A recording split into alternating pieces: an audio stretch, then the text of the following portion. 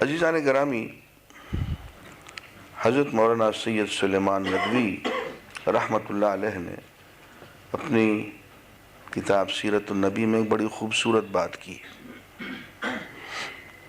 وہ فرماتے ہیں کہ انسان کے اخلاق میں جو خرابیاں ہیں وہ بنیادی طور پہ 3 ہیں، باقی جتنی خرابیاں ہیں، رذائل ہیں، وہ اس کی ذیل میں آتے ہیں۔ فرماتے ہیں کہ پہلی خرابی یہ ہے کہ انسان کو خود غرضی کی تکلیف ہو جاتی، خود غرضی، اپنی ذات سے محبت، انانیت، یہ ایک خرابی۔ فرماتے ہیں دوسری خرابی، فرماتے ہیں حب مال، مال کی محبت۔ وہ چاہتا ہے کہ دنیا کے ذرائع، وسائل، مال، دولت زیادہ سے زیادہ سمیٹ لے۔ تیسری خرابی، کہتے ہیں وہ تیسری خرابی جو ہے پہلی 2 خرابیوں کو نبھانے کے لیے ہوتی ہے، اور وہ ہے جھوٹ، بے ایمانی، کہ اس کے بغیر پہلی 2 خرابیاں نبھتی نہیں ہیں۔ اچھا، اب اس کا اگر آپ تجزیہ کریں،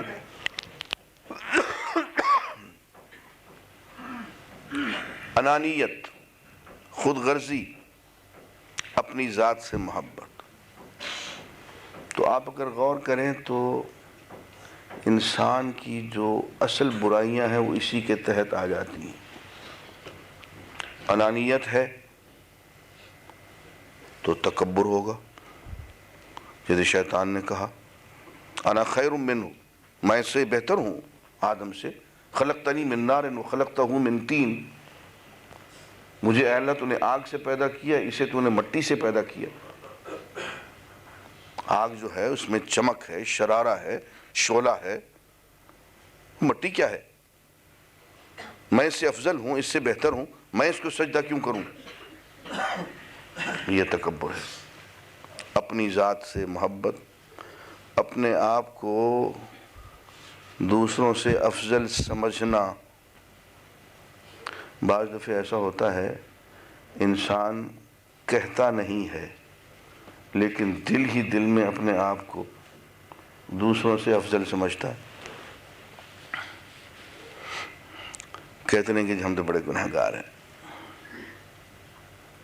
دن میں 10 مرتبہ خود کہہ دیں گے جی بڑے گناہ، اب کوئی اور ان سے کہہ دے کہ جی آپ تو بہت گناہ گار ہیں، تو گریبان میں ہاتھ ڈال، یار ابھی خود تو کہہ رہے تھے تم۔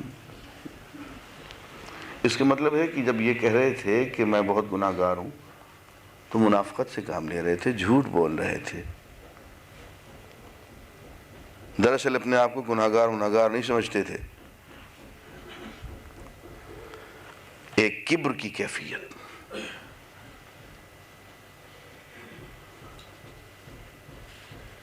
یہ انانیت کا خاصہ، اور کبر کا خاصہ یہ ہے کہ تکبر کے ہوتے ہوئے جب کسی اور شخص پہ نعمت ہو جائے تو آدمی حسد کرتا، میرے ہوتے ہوئے یہ عہدہ، یہ منصب فلاں کو کیوں مل گیا؟ نہیں ملنا چاہیے تھا۔ وہ بھائی تم یوں سوچ لو کہ اگر اس کو ملا ہے تو تم یوں سوچتے کہ اس کو ملا ہے تو مجھے بھی مل جائے۔ نہیں، یہ نہیں، اس کو کیوں ملا ہے اس سے چھننا چاہیے، یہ حسد ہے۔ اور نہیں چھن رہا، اللہ میاں اڑ گئے، میں تو نہیں دیا ہے، میں تو نہیں چھینتا ہوں، تو اب دل میں بغض پیدا ہو گیا، کینہ پیدا ہو گیا، نفرت پیدا ہو گئی۔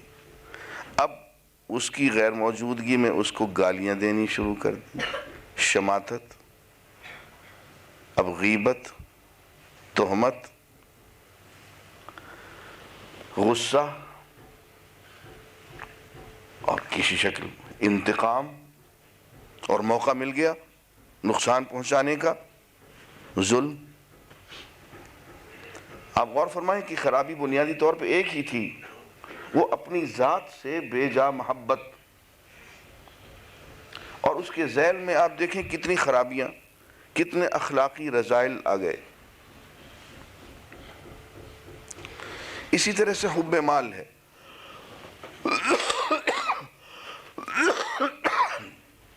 مال کی محبت، جمع مال وعددہ۔ اے کاش یہ دو سورتیں قرآن مجید کی آپ غور سے پڑھ لیں۔ ایک سورہ حطمہ، چھوٹی سی سورت ہے لیکن انسانی رذائل کو اس قدر خوبی سے بیان کیا ہے، اور ایک سورت ماعون، اور میں نے اس کی تفسیر ذرا طویل لکھی ہے اور عام لوگوں سے ہٹ کے لکھی ہے، اور جو میرا نفسیات کا علم تھا اس کو میں نے اس میں استعمال کیا ہے۔ تفسیر انوار القرآن میں ان دو سورتوں کو ذرا پڑھنے کی کوشش کریں۔ سورہ الحطمہ، ویل لکل ہمزۃ لمزہ، الذی جمع مالا وعددہ یحسب ان مالہ اخلدہ کلا لینبذن فی الحطمہ۔ فرمایا تباہی ہے ہر اس شخص کے لیے جو دوسروں کے عیب ڈھونڈتا پھرتا ہے، اور عیب مل جاتے ہیں ان کو بیان کرتا پھرتا ہے۔ عیب چیں ہے اور عیبوں کا ادھر ادھر بیان کرتا ہے، عیب چینی کرتا ہے پھر طعنہ زنی کرتا ہے۔ ایسا کیوں کرتا ہے؟ اس لیے کہ اس کے دل میں مال کی محبت ہے۔ جمع مالا وعددہ، مال کو جمع کرتا ہے، اس کو گن گن کے اب اتنے ہو گئے، اب اتنے، گن گن کے رکھتا ہے۔ یحسب، وہ بے وقوف یہ سمجھتا ہے، ان مالہ اخلدہ، کہ اس کا مال اسے ہمیشہ باقی رکھے گا۔ بھائی مال ہے، اچھے سے اچھے ڈاکٹر سے علاج کرا لیں گے، بیماری کا کیا گزر۔ وہ فلاں تو بے وقوف اس لیے مر گیا کہ اس نے ٹھیک جگہ سے علاج نہیں کرایا۔ اگر وہ امریکہ چلا جاتا نا، وہاں فلاں ہاسپٹل سے علاج کراتا تو ٹھیک ہو جاتا۔ اس کو تو عقل نہیں تھی، پیسے نہیں تھے، اصل میں پیسے ہوتے تو انگلینڈ کے فلاں ہاسپٹل سے علاج کرا کے آ جاتا، ٹھیک ہو جاتا۔ مالہ اخلدہ، گمان یہ ہے اس کا، سوچ یہ ہے کہ یہ مال جو ہے یہ ہماری سروائیول کا سب سے بڑا پیوٹل پوائنٹ ہے۔ مال ہے تو کیا بیماری اور کیا موت۔ کلا، ہرگز نہیں، لَيُنبَذَنَّ فِي الْحُطَمَةِ، اس کو ایسی جہنم میں ڈالا جائے گا جو اسے چکنا چور کر دے گی۔ دیکھیے ایسی ہی نفسیات بیان کی۔ اَرَأَيْتَ الَّذِي يُكَذِّبُ بِالدِّينِ، دیکھا اس شخص کو جو آخرت کو جھٹلاتا ہے۔ فَذَلِكَ الَّذِي يَدُعُّ الْيَتِيمَ، یہ وہ شخص ہے جو یتیم کو دھکے دیتا ہے۔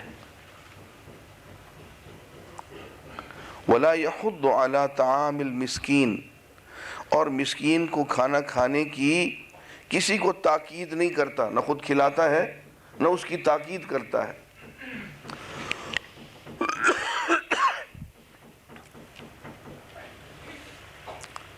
وَلَا يَحُضُّ عَلَى طَعَامِ الْمِسْكِينِ، آگے کیا ہے جی؟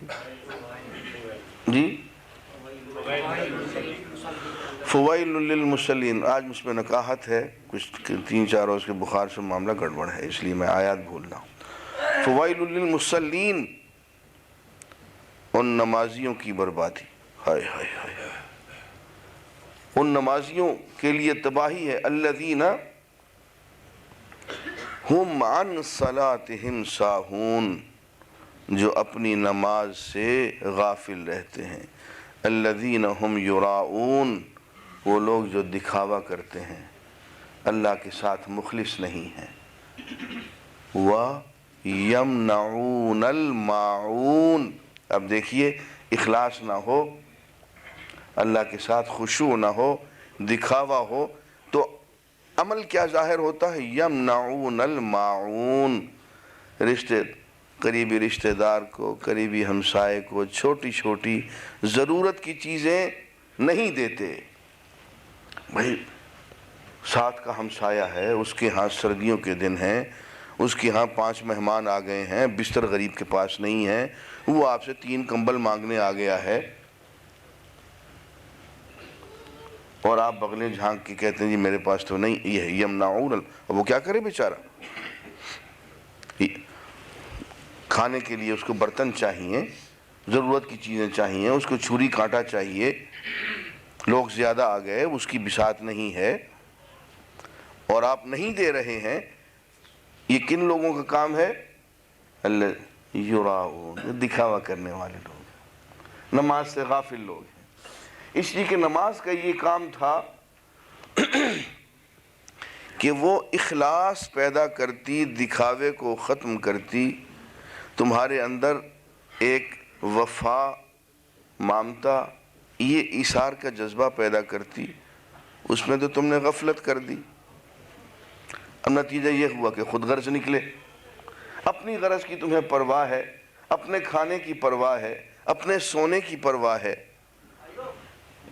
اور ہمسایوں میں ایک شخص آ کے بیٹھ گیا، اس کی ضرورت ہے، رشتہ داروں کی ضرورت ہے، اس کو برتن چاہیے، اس کو بستر چاہیے، اس کو کئی چیزیں اور چاہیے، وہ آپ بہانہ کرتے چلے جا رہے ہیں، اس کو روک رہے ہیں۔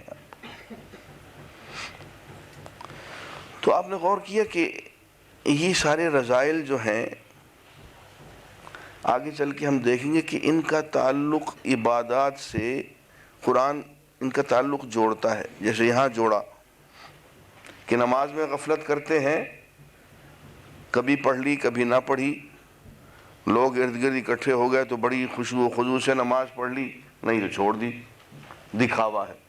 اس کا نتیجہ کیا ہے؟ لوگوں سے پیار نہیں، لوگوں کی خدمت نہیں، یمنعون الماعون۔ تو دوسری خرابی جو ہے وہ حب مال ہے۔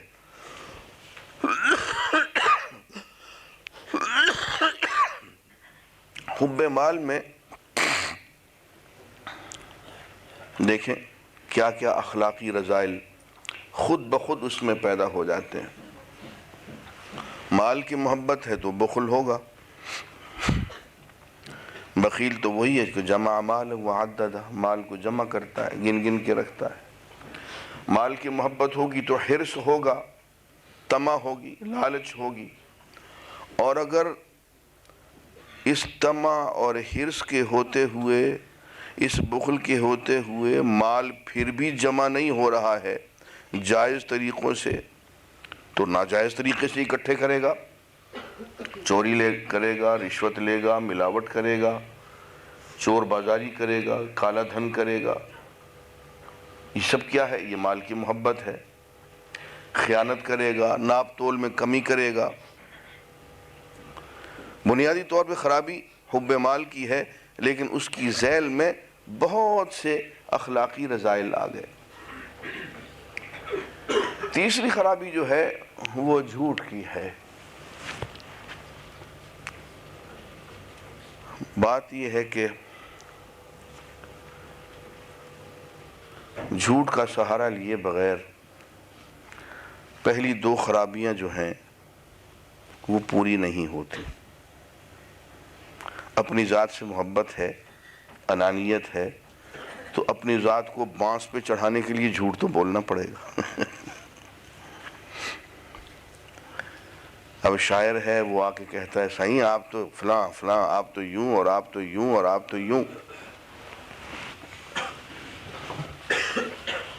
تو جھوٹ سن کے بڑی تسلی ہوتی ہے، جھوٹی تعریف سن کے بڑی تسلی ہوتی ہے، خوشامد سن کے تسلی ہوتی ہے،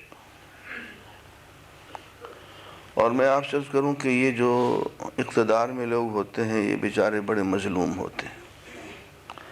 ان کے ارد گرد خوشامدیوں کا ایک حلقہ ہوتا ہے جو انہیں ثابت کر دیتا ہے کہ جناب آپ تو سپر مین ہیں، آپ جیسا تو ابھی تک کوئی وزیر پیدا ہی نہیں ہوا، آپ جیسا تو کوئی ہیڈ آف دی گورنمنٹ آج تک تو نہیں آیا، اب کوئی بعد میں آ جائے تو آ جائے.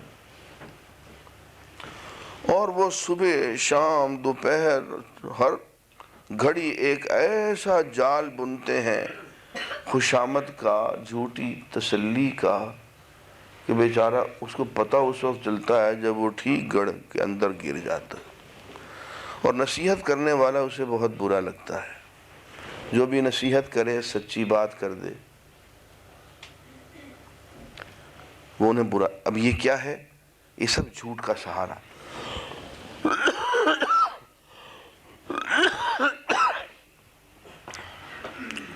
عزیزان گرامی، اس دنیا کی سب سے بڑی نعمت، سب سے بڑی نعمت سچائی ہے، صدق ہے. اللہ اپنے انبیاء کو اس لیے بھیجتا ہے کہ سچائی کو پھیلا دے. اور صدق، سچائی، اگر اس کے تقاضے پہ آپ عمل کریں تو اس کو امانت کہتے ہیں. Honesty, integrity. جو جس کا حق ہے اس کو آپ دے دیں، یہی تو امانت ہے. جو سچ سچ میرا حق بنتا ہے آپ مجھے دے دیں، یہ آپ کی امانت ہے. جو ٹھیک ٹھیک رجسٹر کے مطابق، حقوق العباد کے مطابق آپ کا حق بنتا ہے میں دے دوں، یہ امانت ہے. میں ایک جگہ صاحب اختیار ہوں، جو میرا حق بنتا ہے میں صرف اپنا حق لے لوں، حق سے زائد نہ لوں، صدق کے مطابق، سچائی کے مطابق، وہ امانت ہے. اور اگر میں والنٹیریلی یہ کروں، اپنے ارادے سے کروں، اپنی مرضی سے کروں تو یہ امانت ہے. اور اگر مجھے ایسا کرنے پہ مجبور کر دیا جائے تو یہ عدل ہے. بات سمجھ رہے ہیں یا نہیں؟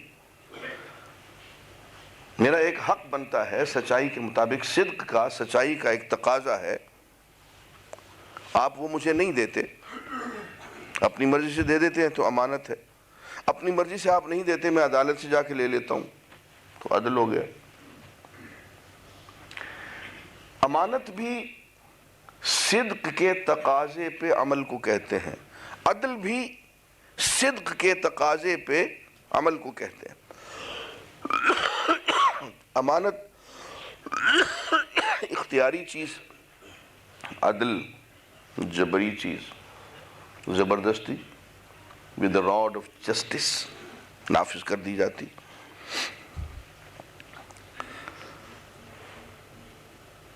اور آپ کبھی غور کریں تو آپ کو پتہ چلے گا کہ دین کا اجتماعی زندگی میں اصل مقصد جو ہے وہ اجتماعی نظام عدل قائم کرنا ہے. اس لیے کہ عدل کی بنیاد صدق ہوتی ہے، ہر جھوٹ کو ختم کرنا. عدالت میں ایک گواہ، پھر دوسرا گواہ، پھر تیسرا گواہ. یہ گواہ کس لیے ہوتے ہیں؟ کہ سچائی کو بیان کریں، ان سے سچائی اگلوائی جائے.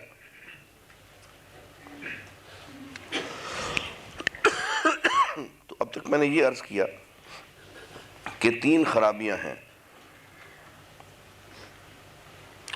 اور پھر یہ دیکھیں کہ اگر یہ صدق نہ ہو، جھوٹ ہو، تو کیا کیا خرابیاں نکلتی ہیں. جھوٹ ہوگا تو دھوکہ ہوگا، فریب ہوگا، بے ایمانی ہوگی، ہر قسم کی کرپشن ہوگی، وعدہ خلافی ہوگی، تہمت ہوگی، بدگمانی ہوگی، خوشامد ہوگی، چغل خوری ہوگی، دو رخاپن ہوگا، دوغلاپن ہوگا، جھوٹی قسمیں ہوگی، عدالت میں جھوٹی گواہیاں ہوں گی. یہ سب خرابیاں جو ہیں ان کی بنیاد صرف جھوٹ ہے. اس لیے حضور اکرم صلی اللہ علیہ وآلہ وسلم نے ایک مرتبہ صبح کی نماز پڑھائی، اور صبح کی نماز پڑھا کے آپ بیٹھے نہیں، آپ کھڑے ہو گئے، اور آپ نے فرمایا لوگوں، اللہ تعالیٰ نے جھوٹ کو اور جھوٹی شہادت کو اللہ کے ساتھ شرک کے برابر ٹھہرا دیا ہے۔ جھوٹ بولنا اور جھوٹی گواہی دینا، دیکھا پوری حدیث پڑھتا ہوں، حضور نے فرمایا عدلت شہادت الزور بالاشراک باللہ،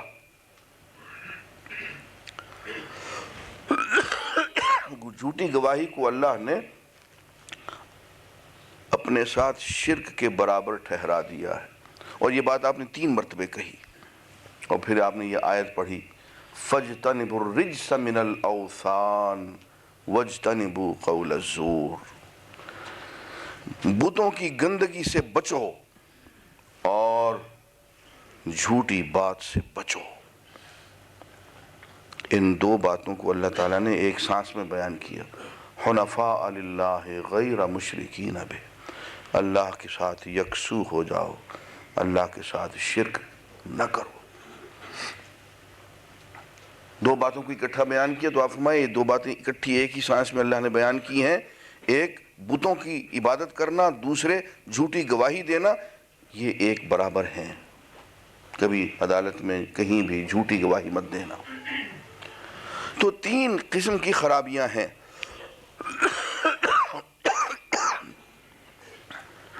پہلی میں نے عرض کیا حب ذات، انانیت، دوسری حب مال، تیسری جھوٹ اور جھوٹ کے تقاضے۔ اب آئیے دیکھتے ہیں کہ ہماری جو عبادات ہیں وہ ان اخلاقی رذائل کو کس طرح سے سمیٹتی ہیں اور ان کا علاج کیسے کرتی ہیں، اور کس طرح سے یہ عبادات جو ہیں نماز، زکوٰۃ، روزہ، حج، ان تینوں اخلاقی رذائل، ان تینوں بنیادوں کو کس طرح سے ڈھا دیتی ہیں۔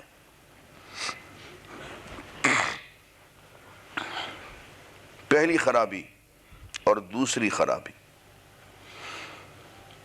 آپ غور کریں کہ پہلی خرابی جو ہے وہ حب ذات ہے، اس کا علاج نماز کرتی ہے۔ دوسری خرابی حب مال ہے، اس کا علاج زکوٰۃ کرتی ہے۔